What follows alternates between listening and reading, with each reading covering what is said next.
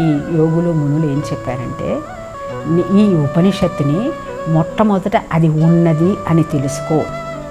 ఆ సంస్కృత పదాలు వాళ్ళు చెప్పినటువంటి ఆ అమృత తుల్యమైనటువంటి వాక్కులు నీకు వచ్చినా రాకపోయినా అనటానికి ప్రయత్నించు.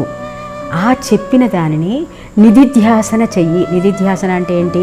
నెమరు వేసుకో. ఏ విధంగా ఆవైతే గడ్డి తిన్న తర్వాత ఒక్కతే కూర్చుని చక్కగా మళ్ళీ తిన్నదంతా మళ్ళీ బయటికి తీసుకొచ్చి మెల్లగా నవిలి మళ్ళీ మిగుతుంది. అట్లాగే నీవు కూడా గురువు దగ్గర విన్నవి మనకి సరిగా నిద్ర వస్తూ ఉంటుంది, వినబుద్ధి కాదు, నడుము నొప్పిగా ఉంటుంది, కాళ్ళు లాగుతూ ఉంటుంది, ఇంకా వేరే పని గుర్తుకొస్తుంది, గురువేం వదలడు, చెప్తూనే ఉంటాడు. ఇవి ఎందుకంటే అందరూ అండర్గో అయ్యేవే ఇవి.